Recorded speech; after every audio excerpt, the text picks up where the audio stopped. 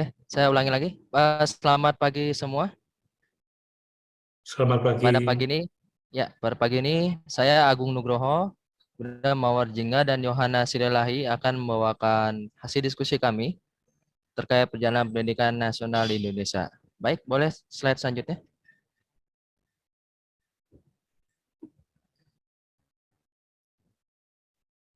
Slide-nya dari Yohana. Oke, pertama-tama adalah pendidikan sebelum kemerdekaan. Oke, sampai di sini dulu. Oke, sebelum kita mulai, saya ingin semuanya melihat dua perbandingan foto yang di atas dan di bawah. Ada dua. Oke, baik, dapat lihat di sini. Yang di atas adalah pendidikan bagi bangsa Eropa, dan yang bawah adalah pendidikan bagi bangsa Indonesia. Oke, dari hasil gambar ini, kita akan ada gambaran setiap detailnya. Selanjutnya.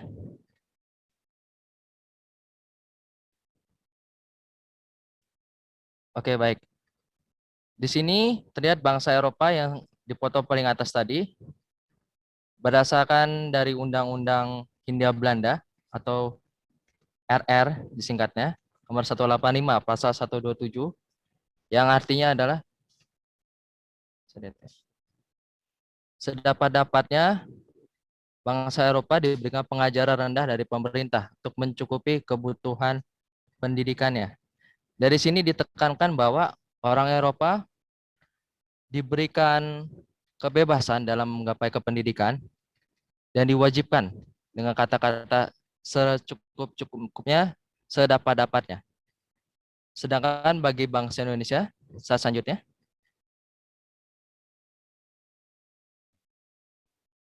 masih di undang yang sama, hanya berbeda satu pasal.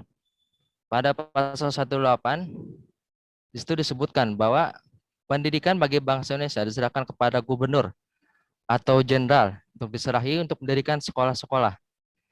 Di sini tidak diadakan kata diharuskan, sedikit-cukupnya, secukup-cukupnya juga tidak ada. Jadi pemerintah Hindia Belanda memberikan sepenuhnya pendidikan kepada gubernur atau jenderal, yang mana gubernur atau jenderal memanfaatkan dari hasil undang-undang ini. Berikutnya.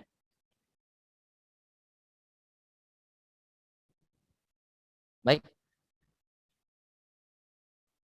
Oke. Dari hasil undang-undang tersebut, maka bagi gubernur-gubernur maupun pejabat memanfaatkan sebagai konteks untuk memenuhi kebutuhan pegawai rendah di kantor. Karenanya, pendidikan yang diterima oleh bangsa Indonesia hanya sebatas membaca, menulis, dan menghitung. Sangat kontras dan berbeda dengan bangsa Eropa yang diberikan kebebasan dan kecukupan dalam menggapai pendidikan. Berdasarkan pada Syahrudin Susanto, konteks pendidikan pengajaran ini pada prinsip adalah memenuhi kebutuhan pegawai rendahan. Nah, seperti ini gambarannya. Ini hasil dari screenshot kami, bagaimana pendidikan diterapkan kepada bangsa Indonesia yang diberikan oleh gubernur atau pejabat. Seperti ini ya. Hanya diberikan untuk pegawai bagi pemerintahan yang digaji sekecil-kecil. Oke, selanjutnya. Kemudian pada tahun 1922 lahirlah Taman Siswa yang berangkat dari kebangkitan politik, dan ini ke hide, dan kesadaran kultural. Lahirlah Taman Siswa ini dikarenakan, sebentar, masih yang tadi, maaf, berangkat dari cita-cita dan keinginan rakyat Indonesia akan memiliki norma nilai kebudayaan yang luhur, yaitu kesadaran kultural, dan keinginannya merdeka dari bangsa Hindia Belanda atau pengaruh revolusi untuk kebangkitan politik di Indonesia. Baik, selanjutnya. Dari pergerakan Taman Siswa, maka kita pindah ke pendidikan sesudah kemerdekaan. Baik, selanjutnya. Oke, baik. Berdasarkan Sarudin dan Susanto dalam bukunya, dikutip dari pidato Muhammad Yamin, Muhammad Yamin berkata, pendidikan nasional adalah bentuk reaksi pada sistem pendidikan yang dimana bersifat deskriptif serta elitis. Ini dari beberapa tahun setelah kemerdekaan. Karenanya, tujuan pendidikan nasional adalah membentuk masyarakat yang demokratis. Di sini ada syaratnya, yaitu sosial politik, di mana penguatan hukum-hukum, norma-norma, dan adat-adat, kemudian juga jiwa patriotisme untuk membangkitkannya jiwa kebangsaan karena masih pasca kemerdekaan dan Hindia Belanda masih ingin merebut kemerdekaan yang ada. Selanjutnya. Lebih detail, berdasarkan pidato Ki Hajar Dewantara 7 November 1956, Ki Hajar Dewantara mengatakan pendidikan umumnya berarti daya upaya untuk memajukan perkembangan budi pekerti, kekuatan batin, pikiran intelek, dan jasmani anak-anak. Maksudnya adalah supaya kita dapat memajukan kesempurnaan hidup, kehidupan dan kehidupan anak-anak yang selaras dengan alamnya dan masyarakatnya. Alam di sini maksudnya adalah lingkungan yang ada dan masyarakat yang berarti kependudukan. Di sini ada poin-poin pilar yang dikatakan oleh Ki Hajar Dewantara. Yang pertama adalah sesuai kodrat keadaan, yang artinya menyelaraskan dengan keadaan yang ada pada saatnya atau pada zaman. Kemudian ada istiadat. Di samping itu pendidikan juga harus sesuai dengan adat yang berlaku pada tempat. Kemudian zaman dan alam, mengikuti zaman yang ada dan mengikuti lingkungan yang ada. Kemudian garis hidup bangsa. Artinya pendidikan harus melihat pada konteks zaman dahulu untuk mengetahui dan memahami dan menghormati kehidupan bangsa itu sendiri. Kemudian yang sekarang telah dipelajari agar kedepannya untuk zaman kedepannya bisa lebih siap. Kemudian pengaruh baru yang terakhir, pengaruh baru di sini maksudnya adalah filterisasi dari globalisasi, dari hal-hal kebarat-baratan, agar kita bisa mengontrolnya, memfilter dan mengontrolnya, tidak menolak sepenuhnya, diterima tapi dikontrol dan disesuaikan dengan apa yang ada di bangsa. Seperti itu. Selanjutnya. Dari situ masuk ke kurikulum. Perkembangannya ada dari kurikulum 1947 sampai 2013. Sayangnya pada basis ini kebanyakan pendidikannya lebih kepada teacher center. Selanjutnya. Dari sini kami mengatakan bahwa praktik yang membelenggu, yang pertama pendidikan yang hanya menempatkan siswa sebagai objek yang tidak punya kemerdekaan, sehingga manusia yang diasihkan sistem pendidikannya hanya memenuhi kebutuhan zaman, seperti zaman kolonial, hanya digunakan untuk kebutuhan yang ada di pejabat atau kantoran yang dibayar upah senandanya, dan bukan untuk bersikap kritis terhadap zaman, hingga muncullah taman siswa yang akhirnya merevolusi pemikiran agar lebih kritis. Kemudian guru hanya dengan tampil sebagai pemberi pada siswanya yang menghafal secara mekanis apa isi pelajaran yang diceritakan. Dengan kata lain, pengetahuan dari guru ditransfer ke dalam otak murid dan murid hanya menampung saja apa yang dikatakan oleh guru. Atau kita bisa menyebutnya dengan teacher center, tidak ada kebebasan bagi siswa, semuanya hanya berasal dari guru. Oke, selanjutnya. Oke, baik. Selanjutnya akan dibawakan oleh Yohana. Silakan, Mbak Yohana. Nanti Mbak. Baik, ya. Terima kasih Pak Agung. Di sini saya menjelaskan terlebih dahulu apa itu arti pendidikan di zaman sekarang. Ya, pendidikan berarti menanamkan nilai moral, berpikir positif, sikap membantu, sikap memberi kepada masyarakat, dan nilai etika lainnya, sehingga peserta didik diharapkan untuk mampu membawa perubahan terhadap masyarakat di sekitarnya. Di sini kita sebagai pendidik bertugas untuk membantu atau menemani peserta didik kita bagaimana mereka dapat diajarkan mengenali kenapa nilai-nilai moral itu sangat penting di dalam kehidupan mereka sehari-hari. Lalu tujuan pendidikan pada hakikatnya secara umumnya adalah sama, yakni memberikan generasi selanjutnya apa yang dibutuhkan untuk berkembang secara optimal dan mampu berkontribusi sebagai bagian dari anggota masyarakat. Di sini juga kita sebagai pendidik ditugaskan untuk dapat membina atau mengajarkan peserta didik kita bagaimana cara mereka berkomunikasi dengan baik terhadap sesamanya di sekitarnya dan bekerja sama sebagai bagian dari anggota masyarakat.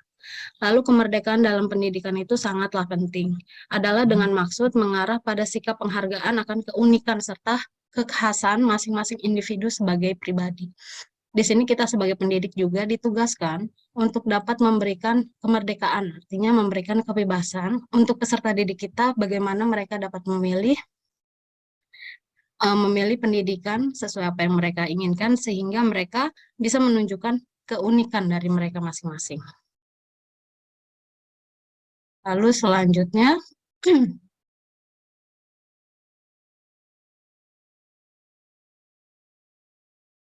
di sini ada model-model pendidikan Yang pertama adalah pendekatan multikultural, di mana peserta didik mampu hidup berdampingan dengan perbedaan dan saling menghormati kebebasan satu dengan lainnya sehingga peserta didik mampu mengembangkan potensi secara optimal.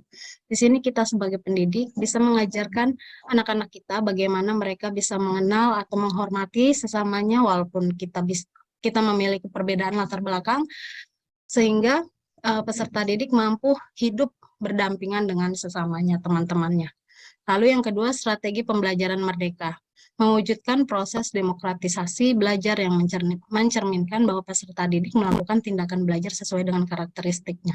Di sini kita memberikan kemerdekaan, artinya memberikan kebebasan mereka, anak-anak kita, untuk dapat memilih uh, potensi mana yang mereka, uh, pelajaran apa yang menunjukkan mereka memiliki potensi, di mana mereka juga harus bisa bersosialisasi atau berdemokrasi, menunjukkan pendapat pendapat mereka masing-masing terhadap sesamanya, seperti itu, sehingga mereka bisa melakukan pembelajaran dengan demokratis. Lalu ruang gerak, menumbuh kembangkan kemampuan siswa dalam berpikir kritis, kreatif, mampu berkomunikasi dan berkolaborasi sehingga proses belajar dapat memenuhi 4C, yaitu critical thinking, problem solving, creativity, communication skills, and ability to work collaboratively. Di sini kita memberikan ruang gerak, istilahnya seperti uh, ruang untuk mereka bisa berkarya terhadap pendidikan yang mereka inginkan, pembelajaran yang mereka inginkan. Selanjutnya ada beberapa contoh, ya, seperti pendekatan multikultural.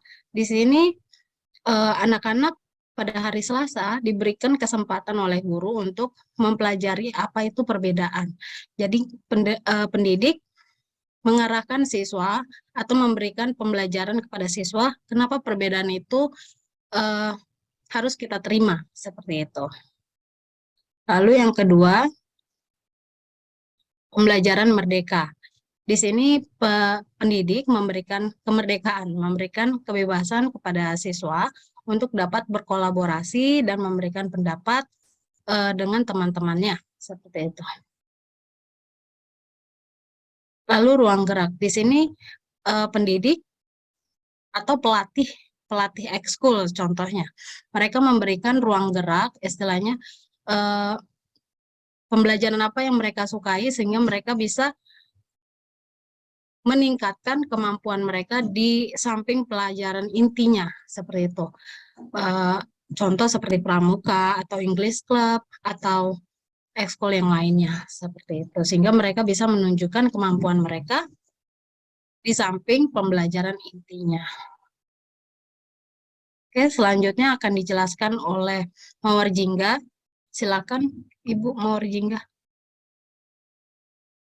Oke, baik, terima kasih Kak Yohana. Oke, nah di sini saya akan menjelaskan penerapan strategi pembelajaran yang memerdekakan atau tidak membelenggu. Di sini penerapan strategi pembelajaran yang memerdekakan yaitu menempatkan kreatif mereka untuk unsur terpenting dalam menentukan proses kesuksesan. Dalam pembelajaran komunikatif serta demokrasi, diharapkan dapat memerdekakan belenggu pendidikan karena belajar akan disesuaikan dengan karakteristik, minat, bakat, serta potensi peserta didik itu sendiri. Selanjutnya,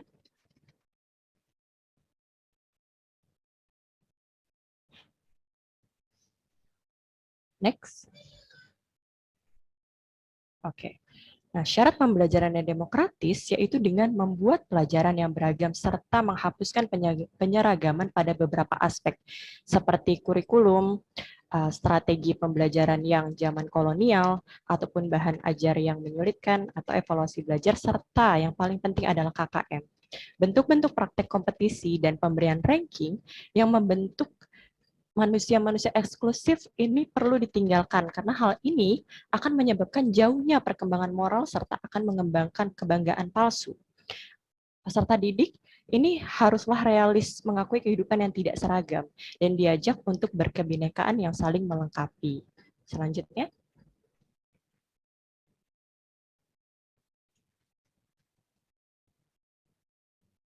Nah, di sini ada pembekalan peserta didik. Peserta didik ini perlu dibekali dengan pengetahuan keterampilan, sikap, nilai tata krama, sehingga mereka akan bersifat kreatif dan produktif. Diharapkan peserta didik dapat mampu mengolah serta mengembangkan informasi secara aktif agar tercipta kebiasaan berpikir kreatif dan produktif. Peranan guru untuk melepaskan pelajar yang membelenggu itu harus mampu mengembangkan seluruh individu potensi peserta didik secara maksimal. Selanjutnya,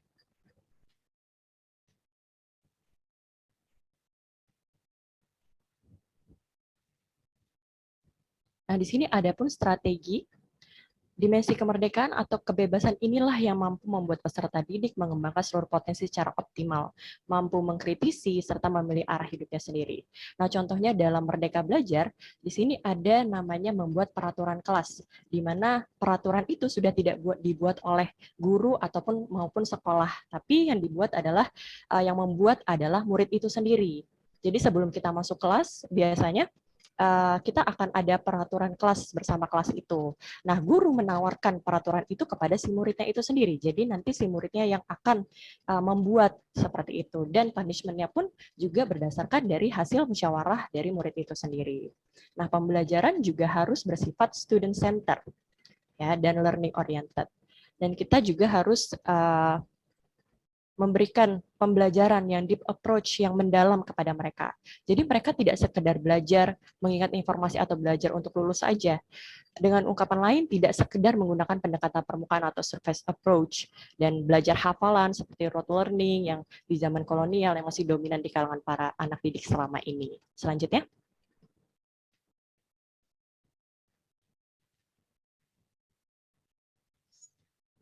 Nah, di sini ada strategi-strategi pembelajaran yang sangat student center atau berpihak kepada murid.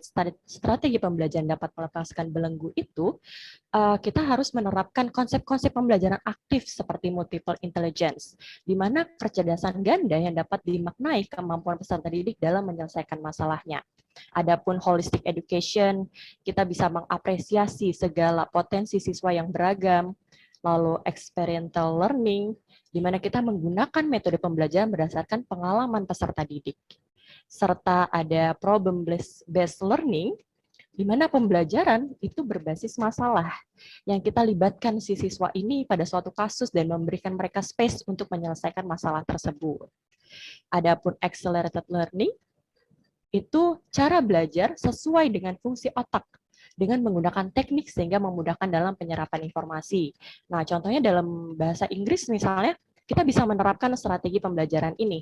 Contohnya dalam menghafal suatu tenses, ya, apalagi perfect tenses. Perfect tenses kan ada banyak sekali jenis-jenis dan contoh-contohnya. Nah, kita bisa menggunakan accelerated learning seperti penggunaan jari untuk menghafal. Itu akan memudahkan anak-anak dalam menyerap informasi lebih cepat, seperti itu. Adapun cooperative learning, memberikan tugas kepada siswa yang pandai dan kita tempatkan ke dalam kelompok yang kecil agar mereka bisa dapat belajar bersama. Tadi ya multikultural ya, bareng-bareng yang tadi disebutkan oleh Kak Yohana. Dan selanjutnya ada collaborative learning, di mana siswa itu berdiskusi dalam kelompok tersebut. Jadi mereka lebih aktif dalam kelas. Seperti itu. Terus ada mastery learning. Ini pembelajaran haruslah yang sifatnya sistematis. Ya, kita mulai dari awal dulu sampai akhir, jadi berurutan, tidak lompat-lompat pembelajarannya. Agar tujuan pembelajaran dapatlah dicapai dengan baik. Lalu ada contextual learning. Ini adalah belajar disesuaikan dengan situasi kehidupan yang nyata. Sehingga pembelajaran akan jadi bermakna bagi si para peserta didik. Dan yang terakhir ada constructivism, yaitu menciptakan pemahaman dengan aktivitas aktif dan produktif dalam konteks nyata. Nah, tidak hanya strategi, ternyata kita bisa mengembangkan lagi nih, menggunakan media-media ajar yang masa kini. Contohnya ada bluecat.com, Wordwall, YouTube, Edmodo, Quizzes, atau WhatsApp. Next.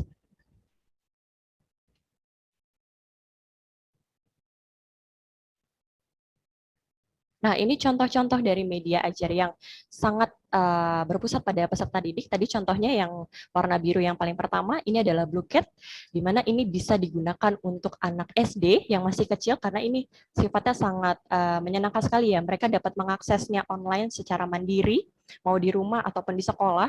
Nah, di sini sudah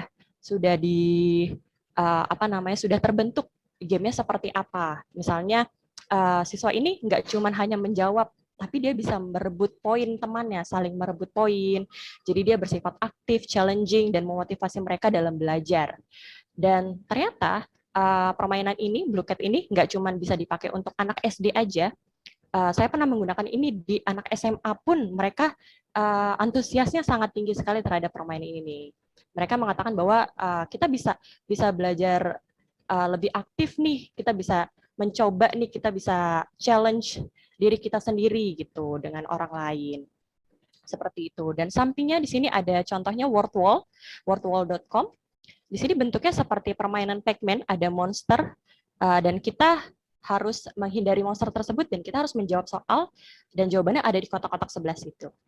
Nah, di sini mungkin kalau bagi para guru, dulunya misalnya kita mau mengadakan formatif, biasanya formatif itu dalam kertas ya, ujian bentuk kertas, dan mereka sudah stres duluan. Nah, kita bisa ganti strategi kita, ini menjadi lebih menarik gitu. Dengan menggunakan apa? Dengan menggunakan game Wordwall ini. Nah, di sini kita juga bisa loh, hasil dari peserta didik kita download, bentuknya bisa berupa Excel, jadi kita masih memiliki bukti nyata, oh bahwa mereka sudah mengerjakan, oh jawabannya seperti ini, oh yang salah yang ini, seperti itu. Jadi kita bisa mengevaluasi juga. Ataupun media ajar, seperti YouTube, ini sering banget digunakan ya, kayak misalnya, kan murid itu nggak cuman visual aja, tapi ada audio, ada kinestetik, seperti itu. Nah, dalam video YouTube kita bisa mendengar juga, bisa melihat juga, bahkan misalnya kita memang ada gerakan-gerakan sesuatu, kita bisa mengikuti dari YouTube tersebut. Adapun Edmodo, terus ada quizzes gitu. Seperti itu. Ini adalah media-media yang sangat memusatkan pembelajaran pada peserta didik. Cukup sekian dari saya.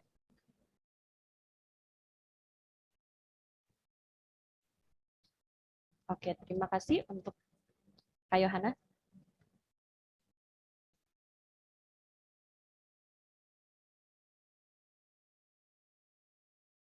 Mana moderatornya mana? Untuk Moderatornya konklusi mana ini? akan disampaikan oleh Kak Agung. Ya, moderatornya mana moderatornya? Moderatornya mana ini? Tria itu mana Tria ini? Iya, Pak. Oh, Tria mana silakan. Tria? Ya, Pak, ini, Pak.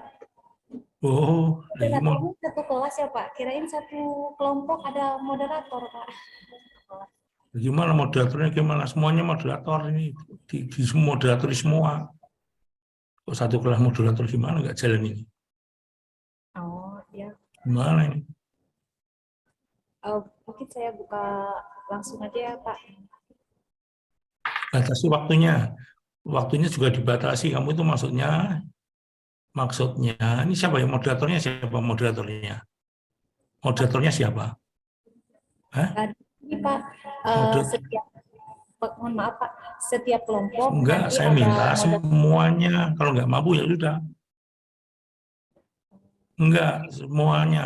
Akan suruh moderator semua 6 kelompok. Oh, 6 kelompok. Nggak, Oh, mampu enggak? Kamu mampu enggak? oh, boleh deh, Pak. Siap. Hah? Oke. Siap, Pak. Nggak mampu saya copot. Enggak, Pak. Jangan dong, Pak. Kan belajar. Ya, Iya, Pak. Siap. dibatasi waktunya. Oke. Dibatasi waktunya. Pokoknya sampai jam 12 itu 6 kelompok. Sampai jam 12, 6 kelompok selesai. Oh, sampai jam 12. Jam 12, 6 kelompok. Nggak memperhatikan sih. 80 menit lagi. Oke. Kepada teman-teman atau rekan-rekan, kepada teman-teman yang ingin bertanya, silahkan untuk hari ini satu kelompok kita buka sesi 2 pertanyaan saja. Bagaimana, cukup ya? 2 pertanyaan. Silahkan bagi kelompok yang lainnya yang ingin bertanya, boleh memberikan,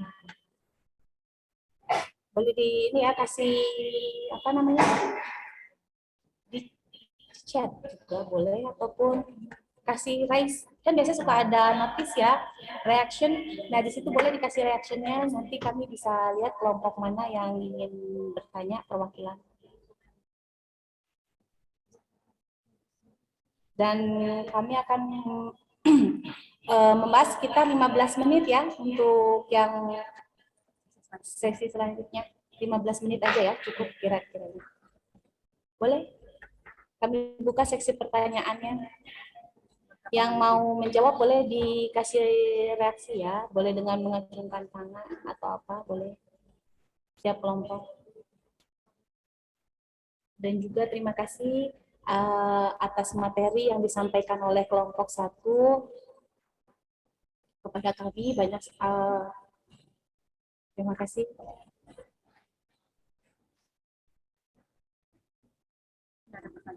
Gimana teman-teman?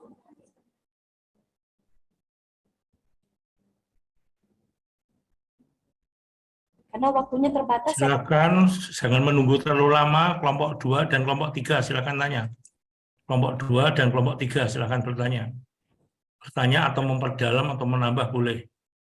Terlalu lama. Ini Zoom terlalu lama kalau seperti ini. Silakan kelompok 2, kelompok 3 bertanya. Bagaimana? Kelompok yang lainnya, ada yang mau bertanya atau menambahkan? Silakan. Kasih reaksi ya di sini, jadi kami bisa melihat. Contohnya seperti ini nih. Nah, di contoh dari Kak Dewi memberikan angka jempol, berarti dia mau menambahkan ataupun mau memberikan pertanyaan. Oke, ada dari Kak Alin, boleh? Silakan Kak Alin.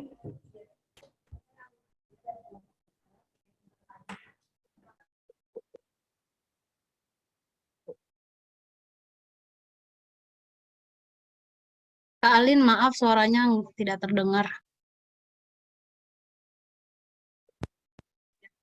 Saya Alin dari kelompok 1. Maaf, kelompok 3. Saya ingin bertanya, apakah ada kendala atau hambatan yang berarti terkait strategi pembelajaran yang sudah dijelaskan oleh kelompok 1 tadi? Itu aja pertanyaan dari saya. Terima kasih kepada Kak Alin dari kelompok 3 yang sudah memberikan pertanyaan. Silahkan kelompok 1 mungkin perwakilan yang akan menjawab pertanyaan dari kelompok 3. Terima kasih. Waktunya 15 menit ya, teman-teman. Oke, baik. Terima kasih Ibu Moderator dan terima kasih Kak Alin atas pertanyaannya yang luar biasa. Nah, tadi pertanyaannya, adakah kendala terhadap strategi pembelajaran ya yang dimiliki oleh peserta didik? Nah, strategi pembelajaran yang agak sedikit menyulitkan mungkin ada di beberapa media ya yang biasa digunakan gitu. Nah, untuk mungkin di daerah yang terpencil atau yang masih belum menggunakan media begitu banyak, ini sangat menyulitkan gitu. Di mana kadang kita pembelajaran aktif juga kita membutuhkan media yang benar-benar tercukupi seperti minimal handphone atau laptop. Nah, di sini masih banyak murid di sana yang masih nggak memiliki handphone atau memiliki laptop. Jadi untuk pembelajaran aktif berdasarkan teknologi ini masih agak sulit gitu prosesnya. Seperti itu Kak Alin. Mungkin Kak Yohana mau menambahkan atau Kak Agung mau menambahkan, silakan. Cukup dari. Baik, saya mau menambahkan juga. Yang kedua, kompetensi guru mungkin. Jadi sekarang kan memang di zaman digital ya, jadi guru-guru kan harus memang melek terhadap digital. Namun di beberapa sekolah juga ada guru-guru yang sudah lama yang tidak bisa menggunakan alat digital. Jadi bisa menjadi salah satu kendala juga untuk peserta didik mendapatkan akses informasi digital melalui gurunya, seperti itu. Oke, izin menambahkan. Tambahan dari saya, kebijakan dari sekolah, karena saya beberapa kali mendatangi sekolah, ada yang tidak ingin menggunakan pembelajaran yang model seperti itu. Dia ada beberapa sekolah yang lebih suka pakai tradisional pembelajaran, seperti ceramah, hafalan, seperti itu. Jadi kadang kendala sekolah pun yang emang kurikulumnya emang lebih suka tradisional, seperti itu.